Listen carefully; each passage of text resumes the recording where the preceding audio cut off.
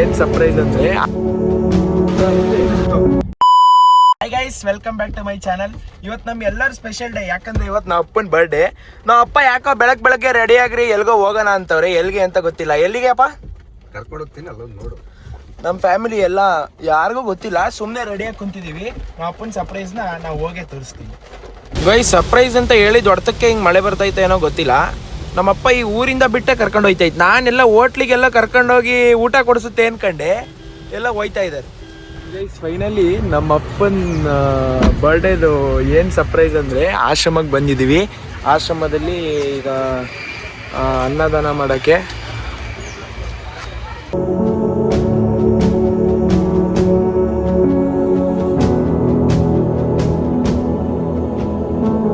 ದಿನ ನಮ್ಮ ಮಧ್ಯೆ ಶಿವಮೊಗ್ಗ ನಿವಾಸಿಗಳಾದಂಥ ಪ್ರಕಾಶ್ ಸರ್ ಅವರು ನಮ್ಮ ಮಧ್ಯೆ ಇದ್ದಾರೆ.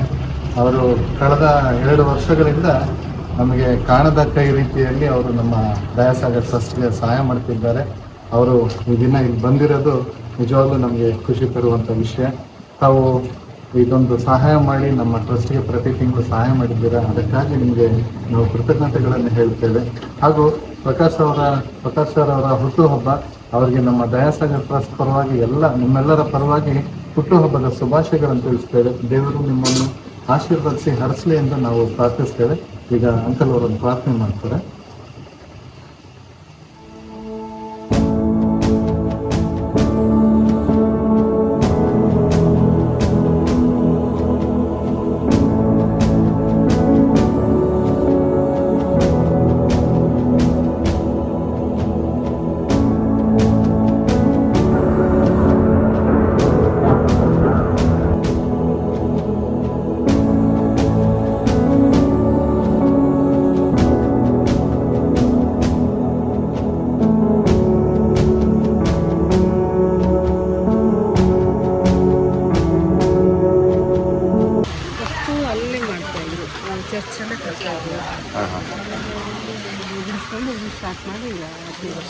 ಈಗ ಜಾಗ ಅಂದ್ರೆ ನಿಮಗೆ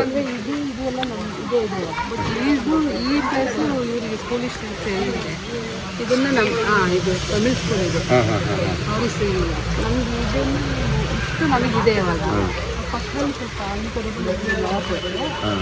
ಮನೆಗಳಿದೆ, ರೂಮ್ಗಳೆಲ್ಲ ಕಟ್ಟಿಬಿಟ್ಟು ಉಳ್ಕೊಳ್ಳೋಕೆ ವ್ಯವಸ್ಥೆ ಮಾಡೋದು ಅಂತ ಇದೆ. ಎಷ್ಟು ವರ್ಷದಿಂದ ನಡೀತಿದೆ ಇದು? 18 ವರ್ಷ ಆಯ್ತಾ? 3 ವರ್ಷ ಆಯಿತು. ನಾವು ಇವತ್ತು ಆಶ್ರಮ ಮುಗಿಸ್ಕೊಂಡು ಅನ್ನದಾನ ಮಾಡಿ ಹೋಗ್ತಾ ಇದೀವಿ. ಆಕ್ಚುಲಿ ಅಲ್ಲಿ ಸ್ಟೇ ಮಾಡೋದು ಇನ್ನೂ ಮಾಡಿಲ್ಲ, ಯಾಕಂದ್ರೆ ಅಲ್ಲಿ ಆ ಕಡೆ ಸ್ಕೂಲು ಚೂರು ಇನ್ನೂ ಕನ್ಸ್ಟ್ರಕ್ಷನ್ ಮಾಡ್ತಾ ಇದ್ದಾರೆ. ಅವ್ರ ಐಡಿಯಾ ಏನಂದ್ರೆ ಈಗ ಅದೇ ಊಟದ ಹಾಲಲ್ಲಿ ಒಂದು ರೂಮ್ ಮಾಡಿ ನೆಕ್ಸ್ಟ್ ಹಿಂದೆ ಕನ್ಸ್ಟ್ರಕ್ಷನ್ ಮಾಡ್ಬೇಕಂತ. 3 years ಇಂದ ಆಶ್ರಮಕ್ಕೆ ಡೊನೇಟ್ ಮಾಡ್ತಾ ಇದ್ದಾರೆ. ಆಕ್ಚುಲಿ ಅವ್ರು ಹೋಗಿದ್ದೆ ಈ ಫಸ್ಟ್ ವರ್ಷ. ಅವರು ತುಂಬಾ ಖುಷಿ ಪಟ್ರು. ಯಾಕಂದ್ರೆ ಅವರು 3 ವರ್ಷದಿಂದ ಅವ್ರ ಮುಖನೇ ನೋಡಿರ್ಲಿಲ್ಲ, ಬರೀ ಸ್ಕ್ಯಾನರ್ ದುಡ್ಡು ಹಾಕೋದು, ಅವ್ರು ಅಲ್ಲಿ ಊಟ ಕೊಡ್ತಾ ಇದ್ರು. ಯಾಕಂದ್ರೆ ನಾವು ಅಪ್ಪ ಚೂರು ಬಿಸಿ ಇತ್ತು. ಈ ಸಲ ಎಲ್ಲ ಚೂರು ಟೈಮ್ ಮಾಡ್ಕೊಂಡು ಹೋಗ್ಲೇಬೇಕು ಅಂತ ಹೋಗಿದ್ದು. ಅಪ್ಪ, ನಿನಗೆ ಈ ಆಶ್ರಮದ ಬಗ್ಗೆ ಹೆಂಗೋದೈತಪ್ಪ? ಇಲ್ಲ, ಒಂದ್ಸತಿ ದಯಾಸಾಗರ ಅಂತ ಟ್ರಸ್ಟಿಯಿಂದ ಮೇಡಮ್ ಫೋನ್ ಮಾಡಿದ್ರು. ಅವ್ರು ಫೋನ್ ಮಾಡಿದಾಗ ನನಗೆ ಅದು ನಂಬಿಕೆ ಬರ್ಲಿಲ್ಲ. ಏನೋ ಫೋನ್ ಮಾಡ್ತಾ ಇದಾರೆ, ಅದು ಬರ್ತಡೇ ದಿವಸನೇ ಫೋನ್ ಮಾಡಿದ್ರು. ಅವ್ರಿಗೆ ಹೆಂಗ್ ಸಿಕ್ತೋ ನಂಬರು ಗೊತ್ತಿಲ್ಲ. ಅವಾಗ ಏನಾಯ್ತು, ಸರಿ ಆಯ್ತು ನಾನು ಮಾಡ್ಕೊಡ್ತೀನಿ, ಅಲ್ಲಿ ನನಗೇನು ನಿಮ್ದೇನು ನನಗೆ ಮಾಹಿತಿ ಗೊತ್ತಿಲ್ಲ ಅಂತ ಹೇಳಿದೆ. ಹಾಗಾಗಿ ಅವ್ರೇನ್ ಮಾಡಿದ್ರು, ಅವ್ರದ ಫೋನ್ ನಂಬರ್ ಇಂದ ಈ ದಯಾಸಾಗರದ ಟ್ರಸ್ಟ್ ಇಂದ ಒಂದು ಅಲ್ಲಿ ಏನೇನ್ ಮಾಡ್ತಾರೆ, ಏನೇನ್ ವಿಚಾರ, ಯಾರ್ಯಾರು ಬಂದು ಊಟ ಮಾಡ್ತಾರೆ, ಈ ತರ ಎಲ್ಲ ಅವರು ಒಂದ್ ಸ್ವಲ್ಪ ವಿಡಿಯೋಸ್ ಕಳಿಸಿದ್ರು. ಕಳಿಸಿದಾಗ ಹೌದು ಅಂತ ನನಗೊಂದು ನಂಬಿಕೆ ಬಂತು.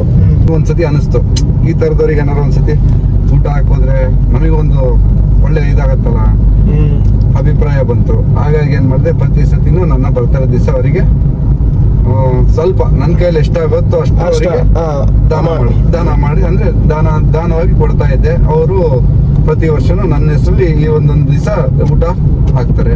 ಅದು ನನಗೆ ಸಂತೋಷ ಅನಿಸ್ತು. ಅದಕ್ಕೋಸ್ಕರ ಈ ವರ್ಷ ಬರ್ಬೇಕಂತ ಅನಿಸ್ತು, ಬಂದಿದ್ದೀನಿ ಅಷ್ಟು. ಆಮೇಲೆ ಇನ್ನೊಂದು ವಿಚಾರ, ನನಗಲ್ಲಿ ಹೋದ್ಮೇಲೆ ಅನ್ಸಿದ್ದೇನು ಅಂತ ಹೇಳಿದ್ರೆ, ಈ ಸುತ್ತಮುತ್ತ ಭದ್ರಾವತಿ ಸುತ್ತಮುತ್ತ ಏನ್ ಭಿಕ್ಷೆ ಬೇಡ್ತಾರಲ್ಲ, ಅವರಿಗೆ ಈ ಬೇರೆ ಟೈಮಲ್ಲೆಲ್ಲ ಹೊರಗೆ ಮದುವೆ ಸಮಾರಂಭಗಳಿದ್ರೆ ಊಟ ಎಲ್ಲ ಸಿಗತ್ತೆ. ಆ ಸಮಾರಂಭಕ್ಕೆ ಹೋಗಿ ಊಟ ಮಾಡ್ಕೊಂಡ್ ಬರ್ತಾರೆ, ನಡೆಯುತ್ತೆ.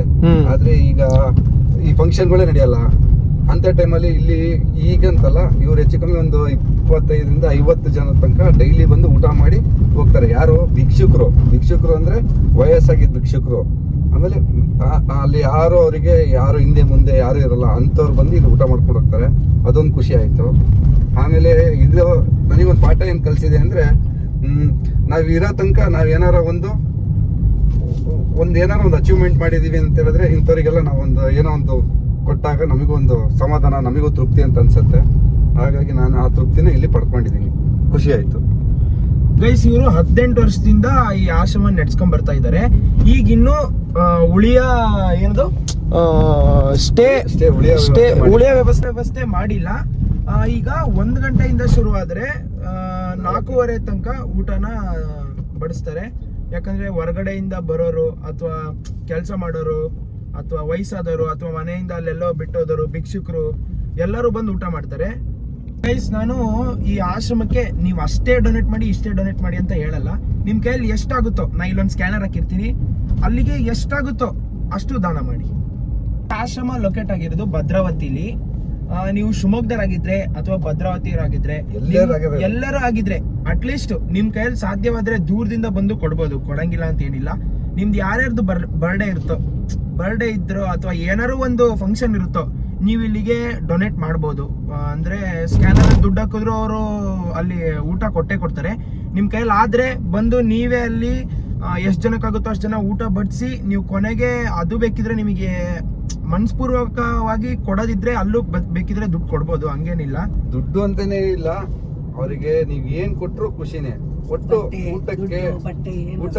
ಊಟಕ್ಕೆ ಏನ್ ಬೇಕೋ ಆ ತರದ ತರಕಾರಿ ಆಗ್ಲಿ, ಅಕ್ಕಿ ಆಗ್ಲಿ, ಇಲ್ಲ ದವಸ ಧಾನ್ಯಗಳಾಗ್ಲಿ, ಯಾವ್ದಾದ್ರು ಅವ್ರಿಗೆ ಕೊಟ್ರು ಖುಷಿನೇ. ಒಟ್ಟು ನಿಮ್ ಕಡೆಯಿಂದ ನೀವು ದುಡ್ಡೇ ಕೊಡ್ಬೇಕು ಅಂತೇನಿಲ್ಲ. ನೀವ್ ಅಲ್ಲಿ ತಗೊಂಡೋಗಿ ಅನ್ನದಾನ ಇಲ್ಲ ನೀವೇ ಎಲ್ಲಾರ ಒಂದ್ ಕಡೆ ಹೋಗಿ ಮಾಡಿಸ್ಕೊಂಡ್ ಬಂದು ಕೊಡ್ತೀನಿ ಅಂತ ಹೇಳಿದ್ರೆ ಅಲ್ಲಿ ಊಟ ಮಾಡೋರು ಮತ್ತೆ ಅಲ್ಲಿಂದ ಡಬ್ಬಿಗೂ ಹಾಕ್ಸ್ಕೊಂಡು ಹೋಗ್ತಾರೆ. ಹಾಗಾಗಿ ನಾ ಹೇಳೋದು ಅವ್ರಿಗೆ ಎಷ್ಟು ಬೇಕು ಏನು ಅಂತ ನಮ್ಮೊಂದು ನಂಬರ್ ಕೊಟ್ಟಿರ್ತಾರೆ, ಆ ನಂಬರಿಗೆ ಅವ್ರಿಗೆ ಕಾಲ್ ಮಾಡಿದ್ರೆ ಇಷ್ಟು ಜನಕ್ಕೆ ಇಷ್ಟು ಅಂತ ಒಂದು ದಿವಸಕ್ಕೆ ಒಂದು 50ರಿಂದ 60 ಮೆಂಬರ್ಸ್ ಅಂತೂ ಅವ್ರು ಊಟ ಮಾಡ್ಕೊಂಡು ಹೋಗ್ತಾರೆ ಅಂತ ಹೇಳಿದ್ದಾರೆ. ಹಾಗಾಗಿ ಅವ್ರಿಗೆ ಒಂದು ಫೋನಲ್ಲಿ ನೀವು ವಿಚಾರ ಮಾಡಿದ್ಕೊಂಡ್ರೆ ಡೊನೇಟ್ ಮಾಡಕ್ ಇನ್ನೂ ಈಸಿ ಆಗುತ್ತೆ. ಅಂದ್ರೆ ಈಗ ನಾವು ನೋಡ್ತಿರೋ ಪ್ರಕಾರ ನೀವು ಮುಂಚೆನೆ ಹೇಳಿದ್ರೆ ಅವ್ರಿಗೆ ಈಗ ಅಡ್ಗೆ ಮಾಡೋದು ತಪ್ಪುತ್ತೆ. ಯಾಕಂದ್ರೆ ಈಗ ಅಡ್ಗೆ ಮಾಡಿ ಮತ್ತೆ ವೇಸ್ಟ್ ಆಗ್ಬಾರ್ದು. ಈಗ ಎಷ್ಟು ಜನ ಇರ್ತಾರೋ ಅಷ್ಟು ಜನಕ್ಕೆ ಅವರು ಅಂದಾಜಲ್ಲಿ 30 ಜನ ಅನ್ಕೊಳ್ಳಿ, 30 ಜನಕ್ಕೆ ಮಾಡಿರ್ತಾರೆ. ನಾವು ಊಟ ತಂದ್ರೆ ಆ ಊಟನೂ ವೇಸ್ಟ್ ಆಗಿ ಈ ಊಟನೂ ವೇಸ್ಟ್ ಆಗ್ಬಾರ್ದು. ಅದಕ್ಕೆ ಕರೆಕ್ಟ್. ಕೊಟ್ಟಿದ್ದ ಸರ್ಪ್ರೈಸ್ ಹೆಂಗಿತ್ರಪ್ಪ? ಹೆಂಗಿತ್ತಜ್ಜಿ ಸರ್ಪ್ರೈಸ್? ನಿನ್ ಮಗ ಇವತ್ತು ಖುಷಿ ಪಡ್ಸಕ್ ಕೆಲಸ ಮಾಡಿಸಿದ್ರೆ ನಿನ್ ಏನ್ ಅನಿಸ್ತಿದೆ? ಖುಷಿ ಆಯ್ತು.